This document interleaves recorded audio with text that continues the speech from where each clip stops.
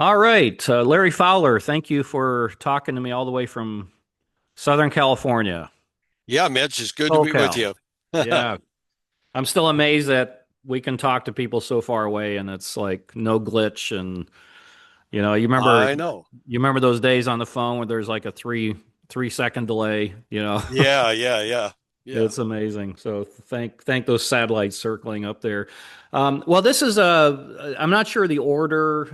I interviewed J.J. Jones last time or recently on a book that you contributed to, and since this would also be on YouTube, this is the book Reimagining Church as Family, and just a great book. And you bring a perspective on the grandparents, and it's really connected a lot to your ministry and what you do. So before we get into that, talk a little bit about who you are, what you do, how you got there, and I always love to ask, what are you most passionate about? And I get the feeling it might have something to do with being a grandparent. Yeah, yeah, it kind of does. Well, very early on, my wife and I felt called to children's ministry, Mitch. Hmm. And in fact, I felt called to children's ministry when I was a teenager. And so we've spent all of our adult life in the children's ministry world. That's amazing. Wonderful. 39 years of that on the staff of Awana clubs. Hmm. And so that's kind of my career background. My wife and I became grandparents at age 43. We were Mm. married at 20. Our daughter's married at 19. Hmm. And so when our grandson was born, I was heavily involved in ministry, and I did not think at all about what my responsibility was as Mm. a grandparent. Wow. Wow. Um, I love the little guy. In fact, Mitch, he was born on my birthday. How cool Mm. is that? That's a connection. And but I Well, didn't my think my about, grandson is left-handed, and I'm left-handed, and he's oh, 4 years yeah, old, and we just love that connection. In fact, I taught him the word ambidextrous, and he says it quite easily now. So, so it's not, yeah, it's yeah, nice to have that personal connection. yeah, that's right. 7 years later, my daughter's marriage failed. I had a Mm, son-in-law that made some really bad choices, and mm, she moved in with us. And then I became both dad and grandpa to three yeah. little kids. That's when I started to think about what should I be doing as a grandfather. Mm, And it was because I didn't want my grandsons to follow in the sins of their father. And mm, so that was in about 2000. Then skip ahead another 10 years. I'm one of the executives for Awana Clubs, the ministry I'm sure many of your listeners have heard of. And I was over the curriculum division, and we were working on creating a curriculum around the idea of generations.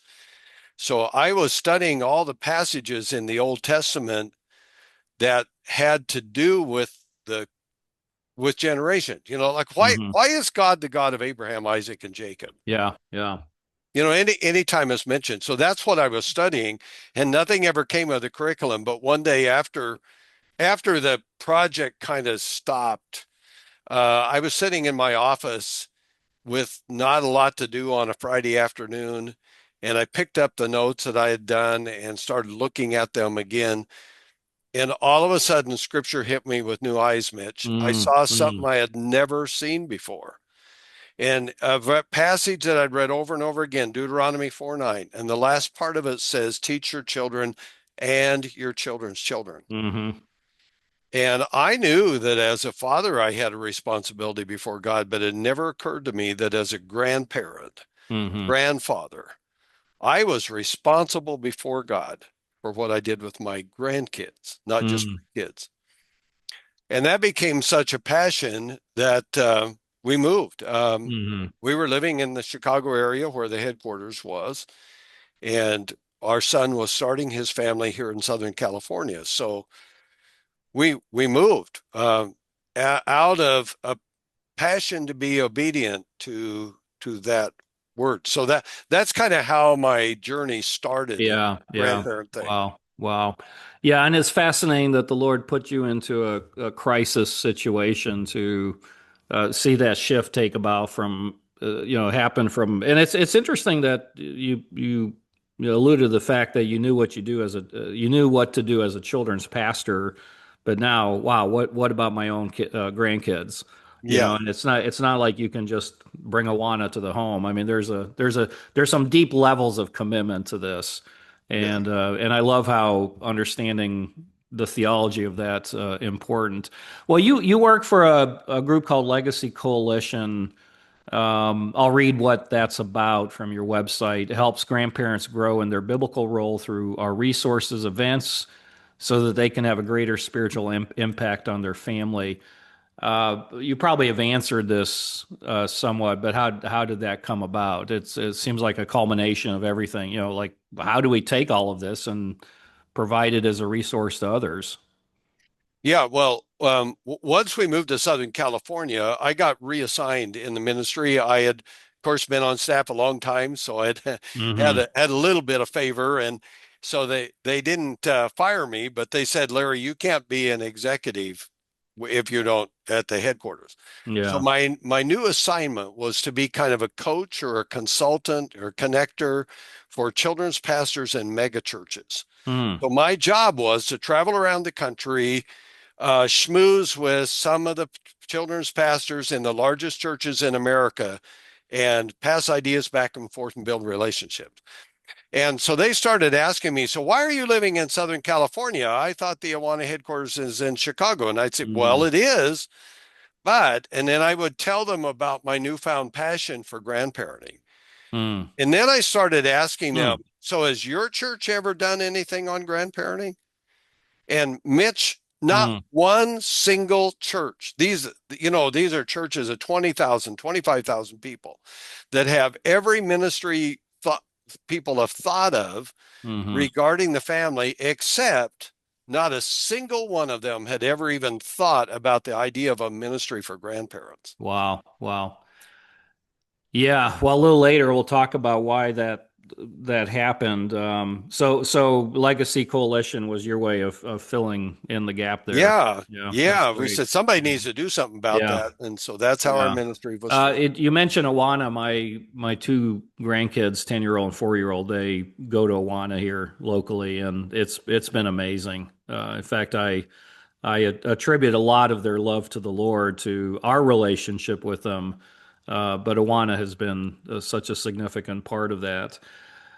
So the book Reimagining Church as Family, how did you connect with that? What were some of you obviously knew the others who contributed to that book, but kind of bring into our conversation here how that happened, but also why that subject of grandparents is important in this notion of church, not being church with families, but church as families, as I talked to JJ about last week.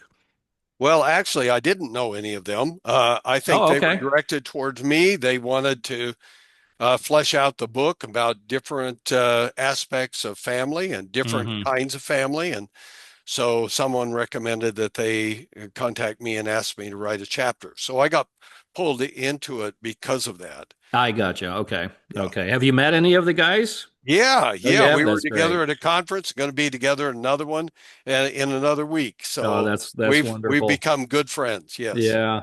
You know, my story, you allude to it in your book, how you made, and you mentioned it earlier in our conversation here, that you made a major move to be near your grandkids. We did as well. I was at a place in life where, because I'd started this ministry, Fruitful Vine Ministry, to counsel pastors and missionaries, that we could live wherever we want. And my daughter and her husband had 1-year-old at that time, and we only lived an hour away, but we would drive down every Monday to help babysit. And then that just created the passion and the desire to want to be nearby. And it came too out of a growing sense of conviction that that's what we should be doing, you know. I get frustrated, and sometimes I'll tell people that, retired people that move to Florida and they're leaving their family, if there's a trust level there, I've actually challenged them a little bit. And in fact, one guy moved here. Their family they moved to near our area here, and their family and grandkids were upset in Florida because they moved away. And recently, I heard they're selling their house and moving back. And I'm like, yeah. And I remember texting him and say, why are you doing that? He goes, mainly because of my family, grandkids. So talk about that because it is a commitment. Not everybody can do it. But for you, what was that like and what was behind that? Well, to kind of respond to the thoughts there a little bit, we talk a lot in our ministry about the messaging that comes to Hmm. Christian grandparents regarding their role. And that's why the engagement of the church is so important Yeah. in this because the so one of the primary messages that comes to Christian grandparents, the vast majority of them, is the cultural message of retire and go play that Hmm. applies to the grandparent years. And when the church doesn't give a alternate message that is scriptural, Yeah. then it's no wonder that many Christian grandparents do that. Yeah. They actually injure family relationships, they move away from family, and they lose opportunities to really impact their grandchildren because of listening to the cultural message more than what the scripture has to say Yeah. about the role of a Yeah. grandparent.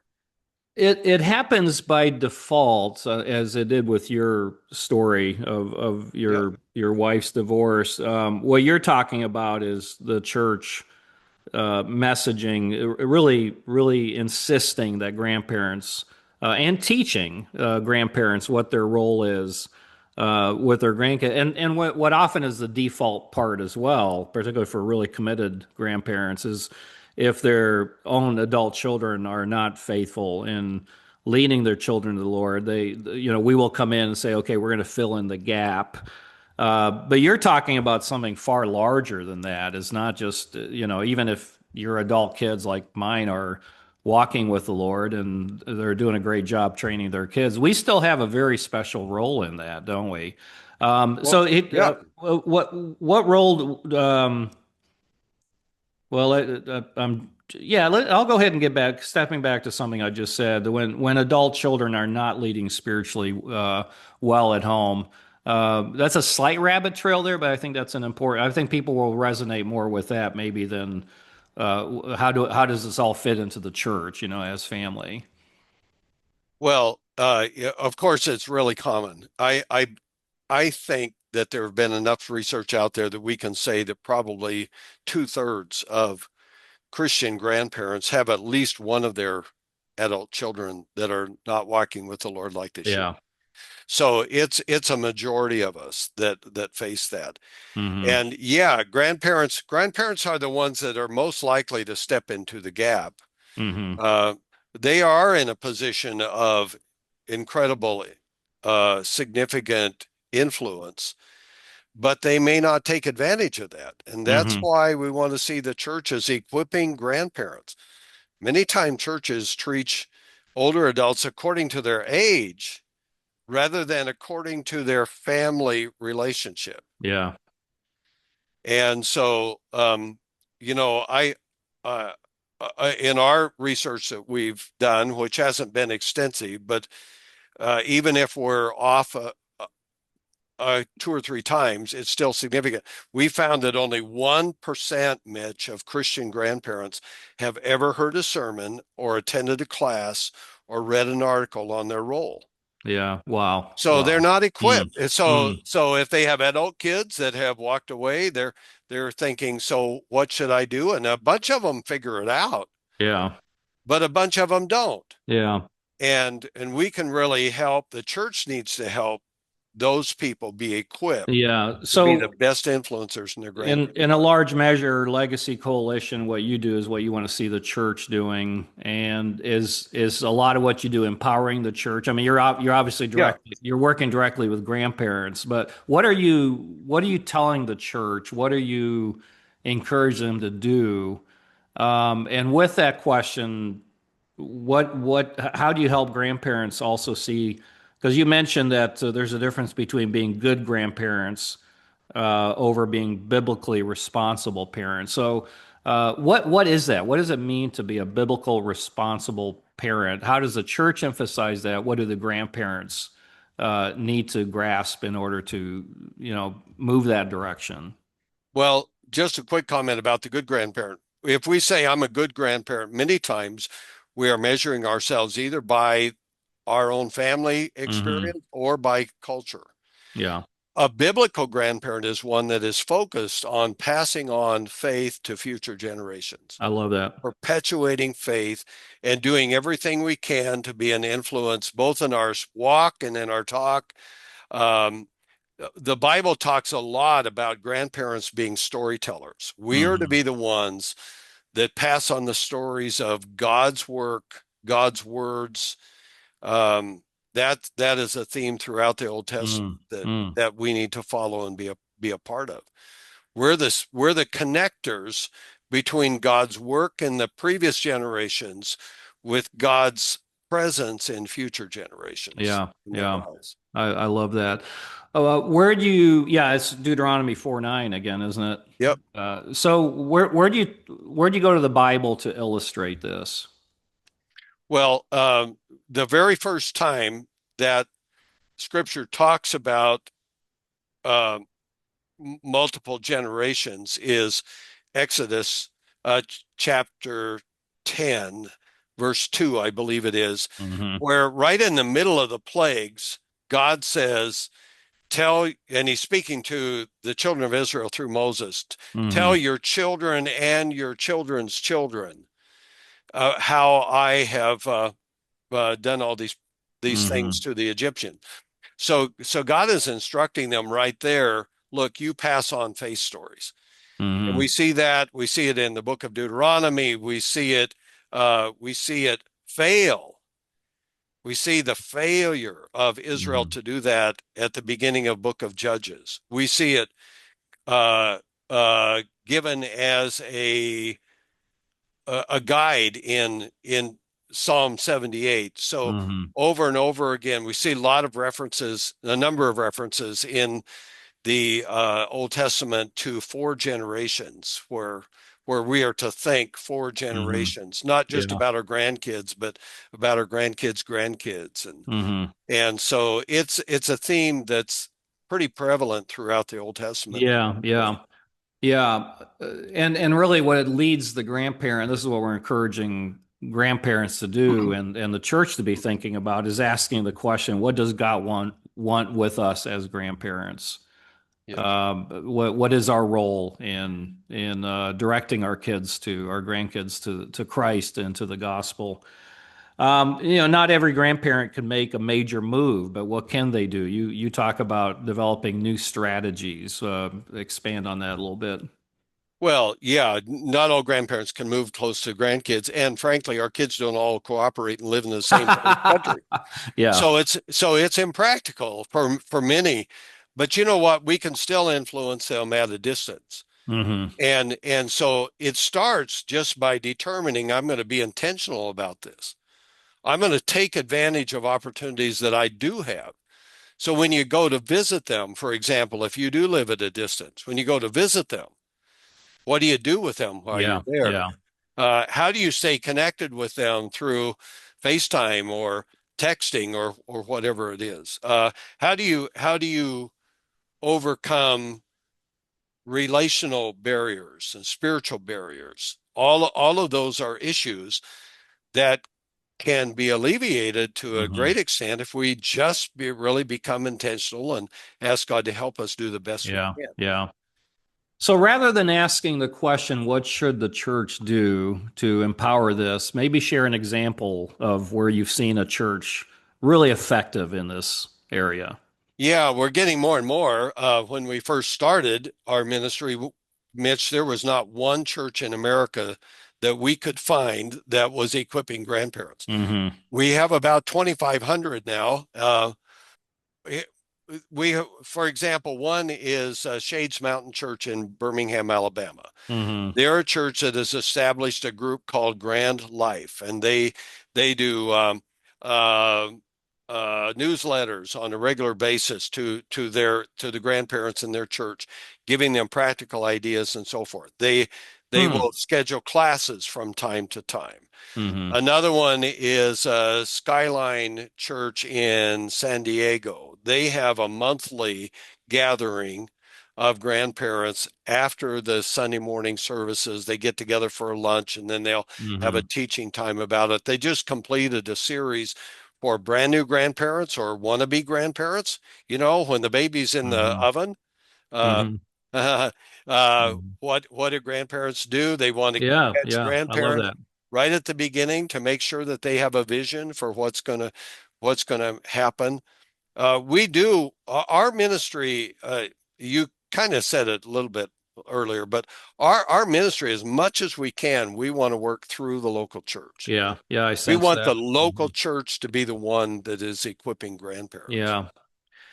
You talk about the statistics on this. I think the phrase you used is the national potential here, because apparently the percentage of grandparents, people who are becoming grandparents is I was going to say out of control, but it's quite significant, isn't it? What? Well, yeah, and there are some statistics that kind of blow the minds of people, I think. Number one, there are about 75 million grandparents in America, according to U.S. Census. That's Uh, amazing. others uh, research tells us about 40% of our age group profess to be born again believers. So Hmm. 40% times 75, 30 million Christian grandparents in America. The average age is 60. Hmm. And Mitch, boomers are now 62 to 80. And you know what Wow. that you know what Mhm. that means? Grandparents is not synonymous with boomers anymore. Yeah, There are actually more Gen X grandparents today yeah, than there are boomer grandparents. That blows people's mind. yeah. That's amazing. And that's why grandparents in the church can't be thought of as synonymous with senior adults. Um, I'm 73, and I Hmm. don't want to be a part of those old people. Yeah. I, Hmm. I think I'm too young for that. But Yeah. of course, I'm right there age wise. But if we, so many times pastors will say, well, we got a senior adults ministry. And I'm going to say, no, no, no, no, no, that's not Yeah. it. Yeah. Because there are so many grandparents that don't consider themselves senior adults. Yeah. Yeah. Yeah. That's a really good point. Yeah, and again, you mention in the book that most grandparents aren't thinking about this. Like what is my God-given responsibility? I personally, after pastoring for 38 years and still involved in my counseling ministry, I see my ministry, my mission, the last leg of my life is for my family, is for my grandchildren. Yes, me And too. we have the privilege of being, only 7 miles away from them. And believe me, my daughter takes full advantage of it. But you mentioned that grandparents need to be asking some questions, and I think the way you frame it is, what are some of the standards that make for a good grandparent? I think you mentioned three standards. Now, if you don't remember them, that's I don't. fine. Yeah, I You don't. don't I don't. remember them. I don't Okay. remember the three standards. Okay. Okay. Towards Well, yeah. we'll skip by that then. How can a right understanding, let's wrap up with this, of the, biblical responsibility of grandparenting benefit the church? And as we wrap up, what would you leave for the pastor to be thinking about? I believe that every pastor is deeply desiring to see the youngest generations discipled and come to Hmm. Christ. Hmm. Any pastor that doesn't want that isn't worth his salt. Yeah. I think they all do. So do we. In fact, that's the difference between a senior adult ministry and a grandparent ministry. Hmm. Hmm. Senior adult ministry is focused on ministering to them. A grandparent ministry is focused on discipling the youngest generations Yeah. and engaging this huge army of potential disciplers that has been overlooked. Hmm. And a challenge for many pastors is the grandkids are not often in the same church as the grandparents. They may have the grandparents in their church, they may have the grandkids in their church. So it does take kingdom mindset. But if we're going to see the youngest generations follow God into the future, why wouldn't we take advantage of these well-equipped disciplers and give Yeah. them a new vision and a new passion and some training that will help them to be effective in bringing the youngest generations to follow? Yeah, yeah. The Awana program that my grandkids go to, I think almost every one of the leaders are retired grandparents Yes, themselves, and yes. they're modeling that. Yeah, the three standards that I was asking about are personal experience, culture, and biblical Oh, truth. And okay. obviously, the Yeah. standard we need to be Following is following is this. Yeah. biblical Yeah. truth, obviously. Yeah. Um, yeah, any final thoughts? And then I always end by asking if roles are reversed and you're asking me a question about this, what would you ask?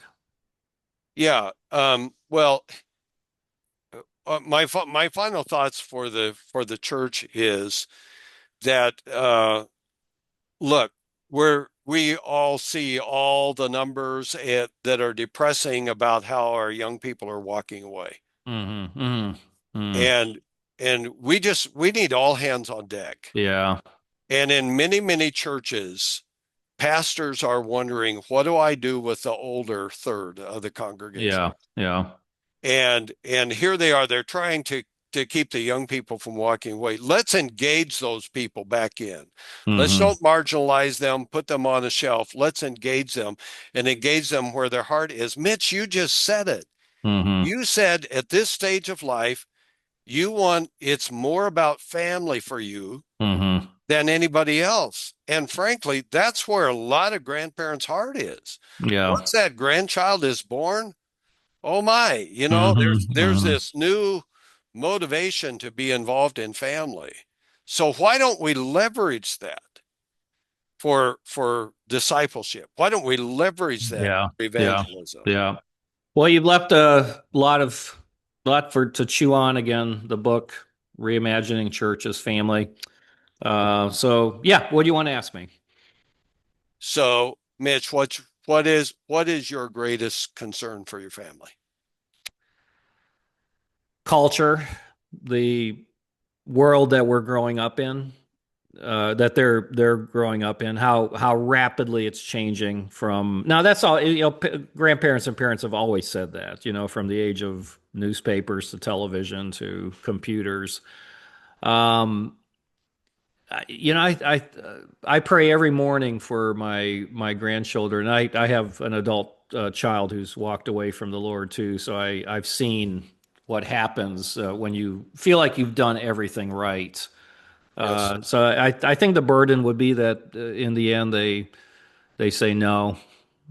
I'd rather follow the world, and that motivates me. I love Deuteronomy 6, where it talks about as you Yep. sit down, as you lay down. Mm. I mean, when we're driving in the car, with my 4-year-old or 10-year-old, I'd say almost every time we drive, I bring up the gospel. We talk about something spiritual, and just longing that the Lord has taken those words and planted that seed, and in the end, it makes a difference.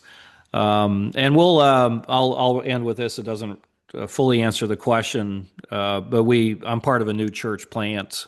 80%, it's like over 100 people already, are under age 40.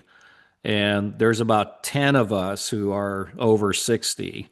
And so I think that's why I was encouraged about this interview and this book is just them really practicing this within our own community and church context. I'm excited and even encourage the other grandparents. It's like, hey, how can we come alongside these families and show them the way and help them, even practically help them, and whether it's spending time with them, spending time with their children, as appropriate as that might be. I'm excited for that opportunity. So Yeah, that's it. What you shared is what we hear from grandparents too. hmm So hmm the cultural influence is absolutely huge. So how can we as grandparents become um, an anecdote, to the influence of culture, Yeah. inoculation of vaccine. Yeah, and in the end, they don't walk away because of culture. They walk away because of the condition of their own heart, Of and course. this is why heart matters. Conversations that are related to their own heart and their own understanding of who God is, and we can't understand God without understanding ourselves. I'm reading a great book about sanctification, and he talks about that twofold knowledge of God, of ourselves, and I love families that engage very openly around the table and in regular conversation. And some grandparents, they're particularly the stereotype of the granddad who's stuffy, doesn't talk about his emotions. He's got an opportunity for a new start with grandchildren, of talking about more personal experiences and Yes. their own stories, as you Yes. related to in the Old Testament. So, Yeah. well, Larry, thank you so much. This was a great You're conversation. welcome. Thanks for the opportunity, Mitch. Thank you. This was really good. I'm excited to put it out. So All have a right. great day. Bye. Okay. All right. Bye-bye.